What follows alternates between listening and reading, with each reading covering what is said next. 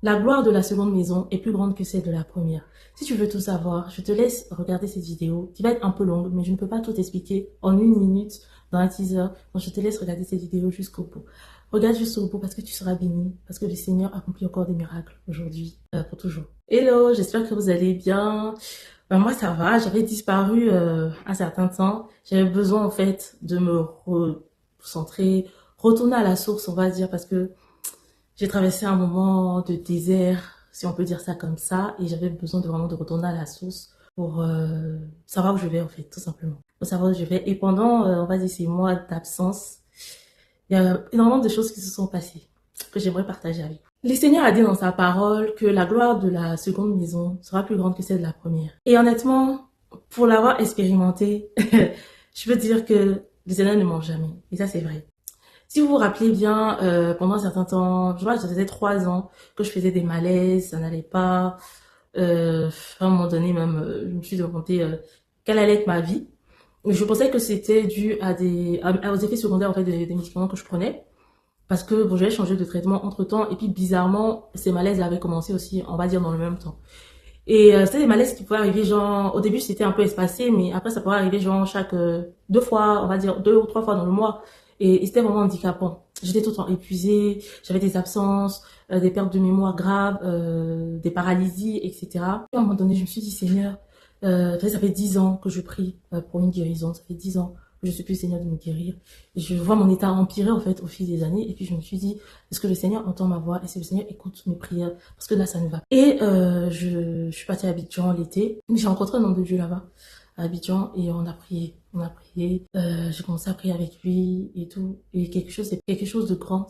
C'est-à-dire que quand on priait, à un moment donné, j'ai rêvé, après, j'ai vu des canaries en fait qui étaient brisés avec des inscriptions de... Et à la suite de ce rêve-là, en fait, dans ma vie là, tout a changé. Rester en aparté. Et honnêtement, je rends gloire à Dieu. Je dis merci aussi à cet homme de Dieu, le prophète divine, parce que ce qui s'est produit après, je sais pas comment les... C'est-à-dire que quand je suis rentrée sur Abidjan, je me suis rendu compte que j'avais plus de malaise. Je faisais plus de malaise, mais je me sentais bien dans mon corps. C'est-à-dire qu'en plus de plus faire de malaise, je me sentais en pleine forme. J'ai dit une vitalité que je ne saurais expliquer. Moi qui étais tout le temps fatiguée, qui était tout le temps épuisée, etc. Et là, je me sentais en très grand. Et j'ai fait une prière à Dieu. Je lui ai dit quoi? Je lui ai dit que je rejetais hein, le VIH, je rejetais ce virus-là, je rejetais tout. Et après cette prière de je rejette là, je me suis rendu compte que je n'arrivais plus à dire je vis avec le VIH. C'est-à-dire que... Et donc j'ai commencé à rejeter, j'ai rejeté dans mes prières.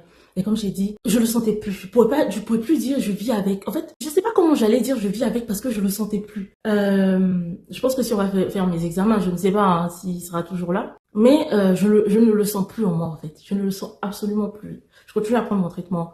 Donc je le prends juste, on va dire, par réflexe en fait. Je le prends sans y penser forcément. Et mais par contre, je ne me sens plus. Je me sens même...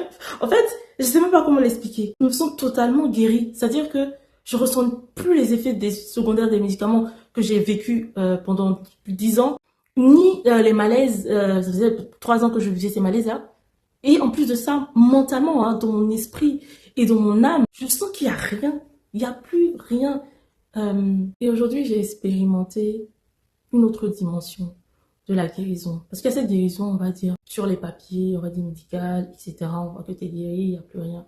Et puis il y a celle où ton âme entière est guérie, ton corps à l'intérieur est guéri, ton esprit est guéri.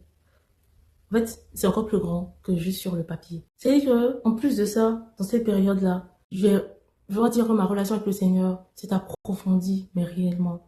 Je passe à un autre stade, un autre niveau. Et honnêtement, je vis quelque chose de surnaturel. En fait, quelque chose de waouh. Je ne sais même pas comment vous expliquer à quel point ça dépasse, en fait, moi-même, mon propre entendement. Je vis quelque chose de waouh. Je ne sais pas. En tout cas, ce miracle qu'il a opéré dans ma vie, là, est plus grand que celui de quand j'avais appris pour le VIH et que j'ai trouvé un mari, j'ai eu des enfants.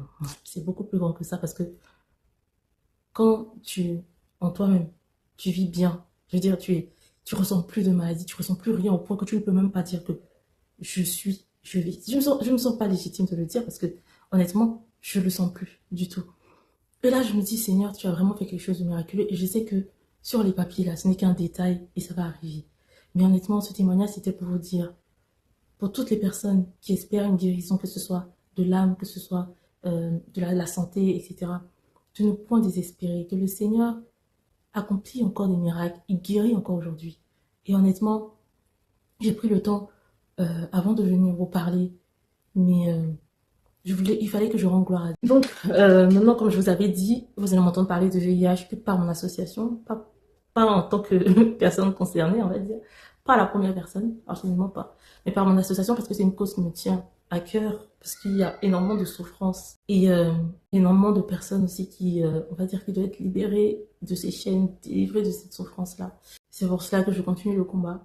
Mais plus à la première personne, je parlerai plus de moi, parce que il n'y a plus raison d'être. Et surtout que je vais pas dire quelque chose, ouais, non, je n'en veux plus, en fait. C'est exactement ça, je n'en veux absolument plus. Et je l'ai plus, voilà. Et donc, l'association, voilà, elle prend le relais. En 11 ans après, Jésus l'a fait pour moi. 11 ans après l'annonce de ce virus-là, m'a complètement libéré, délivré, restauré, brisé toutes les chaînes. C'est-à-dire qu'il n'y a plus rien. Il n'y a plus de malaise. De toute façon, mentalement, il avait déjà fait le travail quand j'ai rendu témoignage. Il a complètement changé ma vie. Il m'a emmené dans une autre dimension.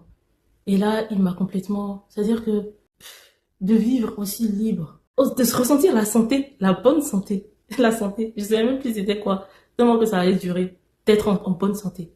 Et voilà, le Seigneur l'a fait. Quand j'ai arrêté les lamentations, on va dire, quand j'ai pris mon destin en main, et aussi quand j'ai renoncé. Parce que c'était le moment de renoncer. Ce jour-là était arrivé.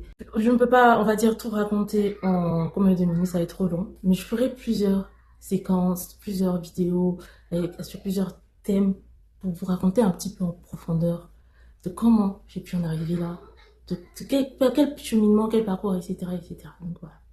Que Dieu vous bénisse et vraiment gardez espoir, ne perdez jamais espoir et remettez toute votre vie entre les mains du Seigneur.